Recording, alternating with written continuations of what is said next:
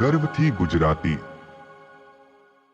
સુમનભાઈ પત્નીના અંતિમ સંસ્કાર કરી સગા સંબંધીઓ સાથે ઘરે આવ્યા કે તરત હિતેશ બોલ્યો, પપ્પા હું હવે નીકળું, મારે રાત્રે લંડનની ફ્લાઇટ છે, એમ પણ જે થવાનું હતું તે થઈ ચૂક્યું છે, એના પાછળ સમય બગાડવો વ્યર્થ છે। દુઃખના સમયે દીકરાના મોઢે આવા શબ્દો સાંભળી સુમનભાઈને ઘણો આઘાત લાગ્યો, પરંતુ એ હિતેશને રોકી પણ નહોતા શકતા। બધા સગા સંબંધીઓ પણ હિતેશની આ વાતથી હેરાન હતા કે પોતાની સગીમાં અવસાન પામી છે અને દીકરો આવું કેવી રીતે બોલી શકે। સુમનભાઈના પત્ની લીલાબેન 48 વર્ષની વયે ગઈકાલે જ અવસાન પામ્યા। એમને બ્લડ પ્રેશરનો પ્રોબ્લેમ હતો। રોજની માફક રાત્રે દવા ગળીને ઊંઘી ગયા અને બીજા દિવસ સવારે ઉઠ્યા જ નહીં। સુમનભાઈને 2 દીકરા હતા। હિતેશ મોટો દીકરો હતો અને જીગર એનો નાનો ભાઈ હતો। માના અંતિમ સંસ્કારમાં જેમ તેમ કરીને હિતેશ તો ઇન્ડિયા આવી ગયો, પરંતુ જીગરને એના મમ્મીના અંતિમ સંસ્કાર માટે પણ સમય નહોતો। જરૂરી મીટિંગનું બહાનું કાઢી જીગર ન આવ્યો। સુમનભાઈએ બંને દીકરાઓને સારી રીતે ભણાવ્યા અને સારું જીવન આપ્યું। અભ્યાસ પૂરો થતા હિતેશ લંડનમાં શિફ્ટ થઈ ગયો, ત્યાં જ નોકરી લાગી ગયો। લગ્ન યોગ્ય થતા હિતેશ રજાઓ લઈને ઇન્ડિયા આવ્યો અને લીલાબેન તથા સુમનભાઈએ સરસ રીતે લગ્ન કરાવ્યા। લગ્ન થતાં જ એ એની પત્ની સાથે લંડન રવાના થઈ ગયો। મોટા ભાઈના વાદે જીગર પણ લંડન જવા માંગતો હતો। હિતેશની જેમ એના પણ લગ્ન થયા કે થોડા દિવસમાં એની પત્ની સાથે લંડન ચાલ્યો ગયો। આ બાજુ સુમનભાઈ અને લીલાબેન આખા ઘરમાં એકલા પડી ગયા હતા। એમના દીકરાઓને એ બળજબરીથી એમના સાથે ઇન્ડિયા રહેવા કહી પણ નહોતા શકતા। સંતાનોની ખુશીમાં એમની ખુશી હતી। એમના સાથે એક નોકર રહેતો હતો જેનું નામ જીવણ હતું, પરંતુ બધા એને પ્રેમથી જીવો કહીને બોલાવતા। જીવો એકદમ સીધો અને સાફ નિયતનો વ્યક્તિ હતો। કોઈ પણ કામ આપવામાં આવે તો એ એકદમ સરસ રીતે પૂરું પાડતો। પોતાના માલિક સાથે એ એકદમ વફાદાર હતો। લીલાબેનના અંતિમ સંસ્કાર થયા બાદ હિતેશ તો તરત લંડન માટે નીકળી ગયો અને બીજા દિવસે રોકાયેલા બધા સગા સંબંધીઓ પણ એમના ઘરે રવાના થયા। આખું ઘર એકદમ ખાલી થઈ ગયું। લીલાબેનના અવસાન પછી સુમનભાઈ સાવ એકલા પડી ગયા હતા। અમુક વાર બંને દીકરાને ફોન કરતા તો સામે એવો જવાબ મળતો કે પપ્પા હમણાં ટાઈમ નથી, પછી વાત કરું। સંતાનોને હવે પોતાના પિતા સાથે વાત કરવાનો સમય પણ નહોતો। ક્યારેક એકલા કંટાળીને ફોન કરતા અને કહેતા કે તમે બંને ઇન્ડિયા આવી જાઓ, આપણે સાથે રહીએ। આખું ઘર ખાલી ખાલી લાગે છે, એકલું લાગે છે। પરંતુ બંને દીકરાઓ તો વિદેશના મોજ શોખ અને ત્યાંના જીવનમાં રંગાઈ ગયા હતા। એ ક્યાં એ બધું છોડી અહીં પિતા પાસે રહેવા આવવાના હતા। સુમનભાઈ જેટલી વાર ફોન કરતા તો દરેક વખતે એમને એ જ જવાબ મળતો કે હવે અમે ઇન્ડિયામાં ના રહી શકીએ, ત્યાં અમને ન ફાવે। સમય જતા સુમનભાઈ બધું સમજી ગયા અને એમણે પણ દીકરાઓને ફોન કરવાનું ટાળી દીધું। દીકરાઓ તરફથી તો ક્યારેય ફોન આવતો જ નહોતો। સુમનભાઈ પોતાના મનની વાતો અને દુઃખ એક ડાયરીમાં લખતા કે લીલા તું તો મને મૂકીને ચાલી ગઈ, આ ઘર આખું ખાવા દોડતું હોય એવું લાગે છે। દીકરા વિદેશમાં પોતાના જીવનમાં વ્યસ્ત થઈ ચૂક્યા છે। એમના પાસે પિતા સાથે વાત કરવાનો પણ સમય નથી। આમ લખતા લખતા ઘણી વાર એમની આંખો ભીંજાઈ જતી। અમુક વાર કંટાળી જતા તો ક્યારેક એમના પાડોશમાં રહેતા અસિતભાઈ સાથે બેસતા, થોડી વાતો કરી મન હળવું કરતા। આ રીતે ઘણા વર્ષો વીતતા ગયા અને સુમનભાઈ વૃદ્ધ થઈ ચૂક્યા હતા। એમની ઘરડી આંખોમાં હવે પહેલા જેવું તેજ નહોતું અને જીવવાની કોઈ આશ પણ નહોતી રહી.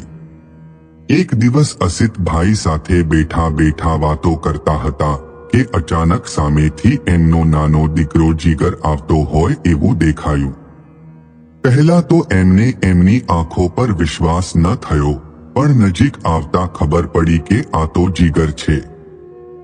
સુમનભાઈ પોતાના દીકરાને જોઈને બધું દુઃખ, બધો ગુસ્સો ભૂલી એને ભેટી પડ્યા. ઘણા વર્ષો બાદ દીકરાને જોઈને ખુશીથી એમની આંખો ભરાઈ આવી. જીગર બોલ્યો, પપ્પા, હું તમને લેવા આવ્યો છું. હવે તમારે અહીં એકલા રહેવાની કોઈ જરૂર નથી. તમે હવે મારા સાથે લંડનમાં રહેશો. તમે આ ઘર અને જમીન વેચી નાખો. હવે આ બધું કશું કામનું નથી.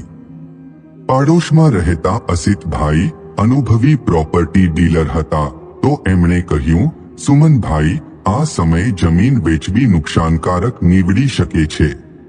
હમણાં તમને તમારી જમીનનો સારો ભાવ નહીં મળે. સુમનભાઈને અસિતભાઈની વાત યોગ્ય લાગી અને એમણે જમીન તથા મકાન વેચવાનું પડતું મૂક્યું. એ ઘરમાં એમની યાદો હતી, એમની પત્ની સાથે વિતાવેલા અમૂલ્ય ક્ષણો હતા. લગ્ન થયા બાદ ગામડેથી જ્યારે શહેરમાં આવ્યા ત્યારે એમના પાસે કશું નહોતું. ઘણી મહેનત કર્યા બાદ એમણે એ ઘર બનાવ્યું હતું. આ રીતે અચાનક એને વેચી નાખવું એમને યોગ્ય પણ ન લાગ્યું. જીગર બોલ્યો, ચાલો પપ્પા, ફટાફટ તમારો સામાન પેક કરો, પછી આપણે તરત રાતની ફ્લાઇટ માટે નીકળીએ. જીવાએ બધું પેકિંગ કરી દીધું અને આખું ઘર જીવાના હવાલે કરી સુમનભાઈ લંડનની ધરતી પર રહેવા નીકળી ચૂક્યા હતા. મનમાં ઘણી ખુશી હતી કે હવે વધ્યું ઘટ્યું જીવન દીકરા સાથે પસાર થઈ જશે. પરંતુ ઘણીવાર એવું બને છે કે જેવું દેખાય છે એવું હોતું નથી. લંડનમાં આવ્યા બાદ વહુ દીકરો નોકરી ચાલ્યા જતા અને ઘરનું બધું કામ તથા બાળકોની સંભાળ રાખવી પણ સુમનભાઈને સોંપી દેવામાં આવ્યું. પોતાના ઘરે એક ચાનો કપ પણ ક્યારેય ન ધોયો હોય એવા સુમનભાઈ અહીં દીકરાના ઘરે આખા ઘરનું કામ કરતા. પરંતુ ઘરડું શરીર પણ ક્યાં સુધી સાથ આપી શકે. વધારે પડતા કામ કરવાના કારણે સુમનભાઈ બીમાર રહેવા લાગ્યા. પોતાના રૂપિયા બચાવવા જીગર મેડિકલમાંથી દવા ગોળીઓ લાવી આપતો, પરંતુ એનાથી કોઈ ફરક નહોતો પડતો. છતાં બીમાર રહીને પણ સુમનભાઈ બધું કામ કરી લેતા અને બાળકોને પણ સંભાળતા. હવે તો દવા માટે પણ એમના દીકરાની વહુ લેખા બોલતી કે અહીં લંડનમાં દવાઓનો ખર્ચો વધારે હોય છે અને તમારા પાછળ એટલા રૂપિયા ખર્ચવા અમારા માટે શક્ય નથી. ક્યારેક સુમનભાઈ એમ કહેતા કે મને ઇન્ડિયા પાછા જવું છે, તો લેખા ખૂબ ગુસ્સે થઈ કહેતી, મફતમાં નથી જવાતું ઇન્ડિયા, ઘણા રૂપિયા જોઈએ ત્યારે જવાય. આવું સાંભળી સુમનભાઈ ચૂપ થઈ જતા. સુમનભાઈ ઘરડા થઈ ગયા હતા એટલે પહેલા જેટલું કામ નહોતા કરી શકતા અને બીમાર પણ વધારે રહેતા હતા, માટે જીગરને હવે એના પપ્પા બોજ લાગવા લાગ્યા. જીગર એક વાર હિતેશને ફોન કરી કહે છે કે તું પપ્પાને લઈ જા, તારા પણ પપ્પા છે, હું એકલો શું કામ બોજ સાચવું. જવાબ આપતા હિતેશ બોલ્યો, તું તારા જાતે મુસીબત લાવ્યો છે તો તું જ સંભાળ, મારે એમાં કોઈ લેવા દેવા નથી. આમ કરી એણે ફોન મૂકી દીધો. એક દિવસ લેખા આવી અને સુમનભાઈને કહ્યું, ચાલો પપ્પા, ઠંડી વધારે છે તો હું તમને સ્વેટર લઈ આપું અને તમારા પાસે કપડાં નથી તો નવા કપડાં પણ ખરીદી લઈશું. લેખાની આ મહેરબાની સુમનભાઈના ગળે ન ઉતરી, તે છતાં એના પર વિશ્વાસ કરી એ લેખા સાથે એક મોટા મોલમાં જાય છે. મોલમાં અંદર જતા લેખા બોલી, પપ્પા, હું મારું નાનું પર્સ ભૂલી ગઈ છું, જેમાં મારા કાર્ડ, પૈસા અને ફોન હોય છે. તમે અહીં જ બેસો, હું ફટાફટ ઘરે જઈ પર્સ લઈને પાછી આવું છું, એના વગર ખરીદી નહીં થઈ શકે. વહુની વાત માની સુમનભાઈ ત્યાં મોલમાં એક જગ્યાએ બેઠા.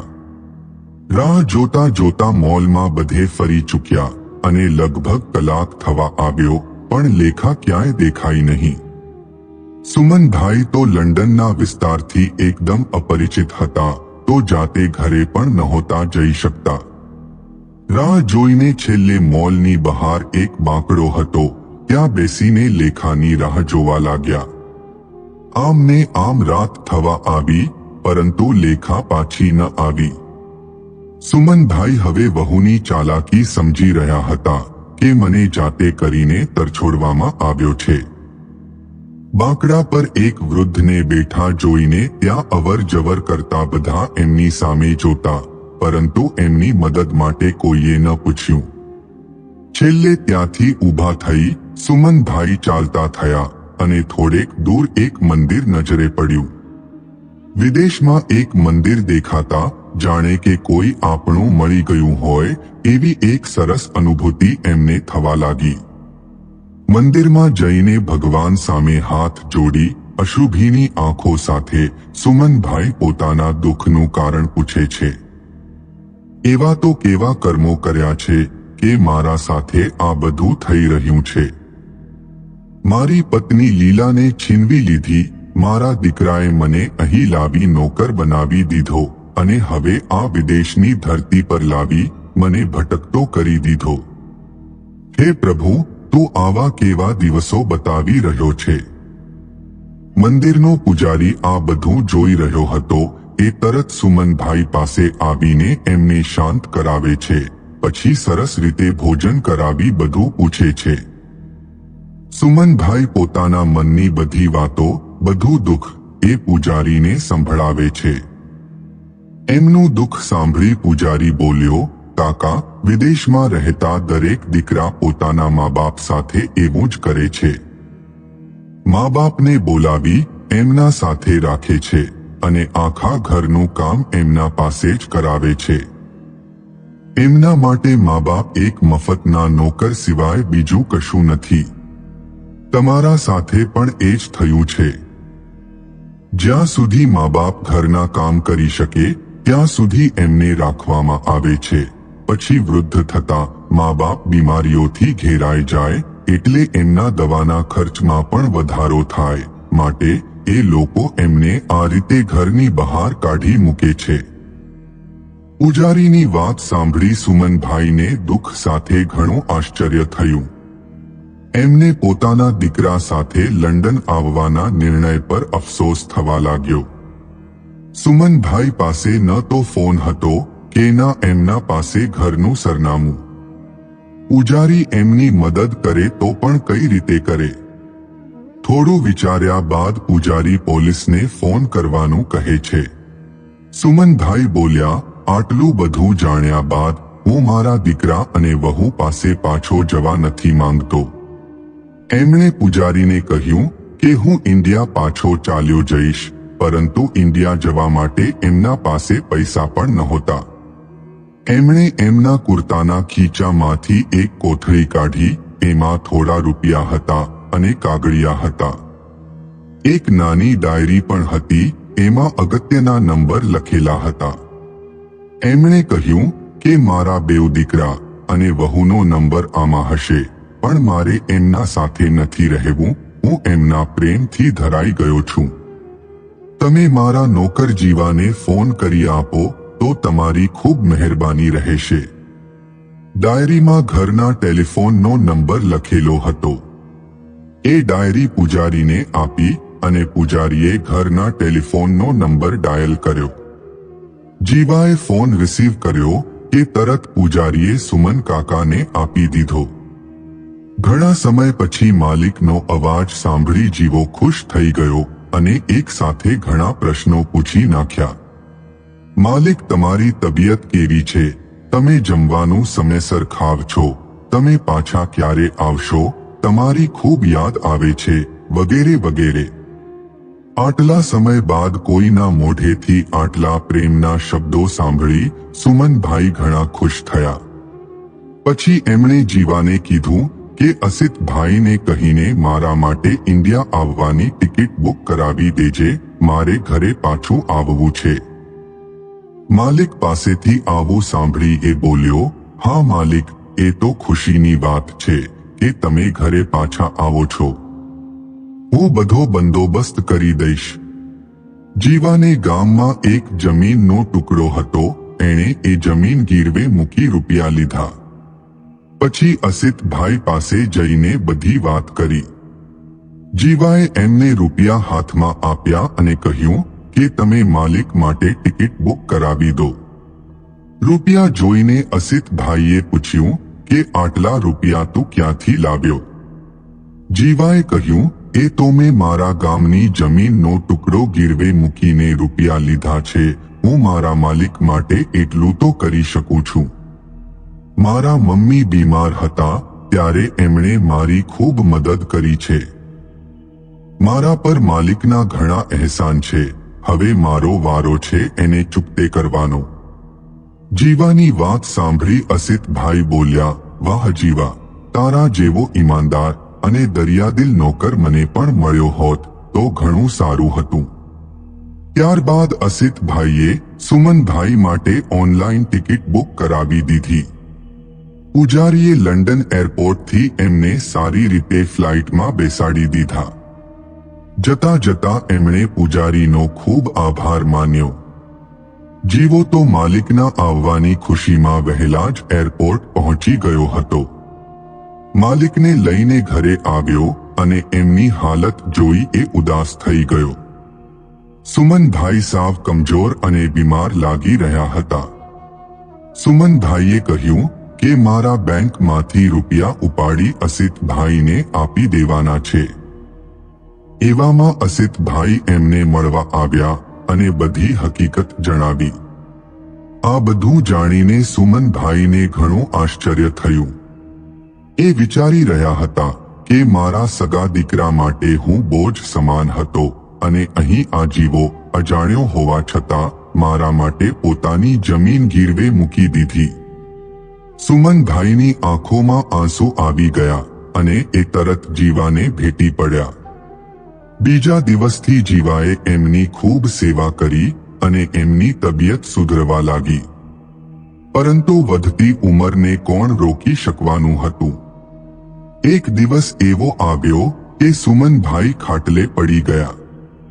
એમના બંને દીકરા તો એમને ભૂલી જ ગયા હતા. જીવો ઘરનું બધું જ કામ કરી લેતો.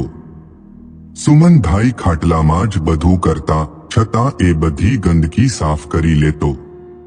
થોડા દિવસો બાદ એમનો અંતિમ દિવસ આવી ગયો અને એમણે એક કાગળ અને વસિયતનામું જીવાના હાથમાં મૂકી એટલું કહ્યું કે મારા અંતિમ સંસ્કાર પહેલા આ કાગળ વાંચજે. આટલું કહી સુમનભાઈ અવસાન પામ્યા. એમના બંને દીકરાને ખબર પહોંચાડવામાં આવી. મરતા પહેલા એમણે વસિયતનામું તૈયાર કરાવી દીધું હતું. બંને દીકરા આવ્યા અને જીવાએ પેલો કાગળ અસિતભાઈને આપ્યો. અસિતભાઈએ સુમનભાઈની ઈચ્છા પ્રમાણે અંતિમ સંસ્કાર પહેલા એ કાગળ વાંચવાનું શરૂ કર્યું.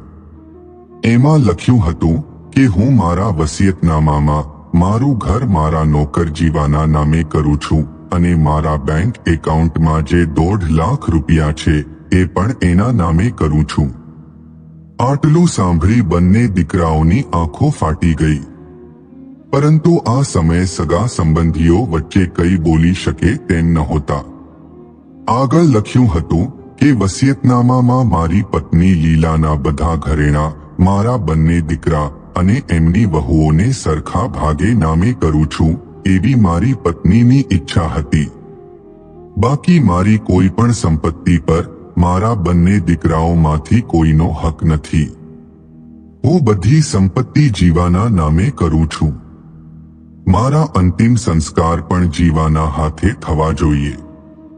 ભલે એ મારો સગો દીકરો નથી, પરંતુ એને મારા બંને દીકરાઓ કરતા પણ વધારે માનું છું. મારો સગો દીકરો ન હોવા છતાં એણે મારી સેવા એક માના જેમ કરી છે. જે રીતે એક માતા પોતાના દીકરાની સાર સંભાળ રાખે છે, એમ એણે મારી સેવા ચાકરી કરી છે, એ પણ નિસ્વાર્થ ભાવે. આજીવન એણે મારા અને આ ઘર માટે ઘણું કર્યું છે. અસલમાં સંતાનનું સુખ તો મને જીવા દ્વારા જ મળ્યું છે. મારા સગા દીકરા, જેઓના શરીરમાં મારું લોહી છે, જન્મથી લઈને મોટા થયા ત્યાં સુધી એમના દરેક સપના પૂરા કર્યા, સારી રીતે અભ્યાસ કરાવી, એમના પગ પર ઊભા થઈ શકે એટલા સક્ષમ બનાવ્યા, અને અત્યારે એ જ મારા પોતાના દીકરા મને સાથે રાખવા તૈયાર નહોતા, કે મારા સાથે રહેવા પણ તૈયાર નહોતા. એમના માટે તો હું એક બોજ સમાન હતો.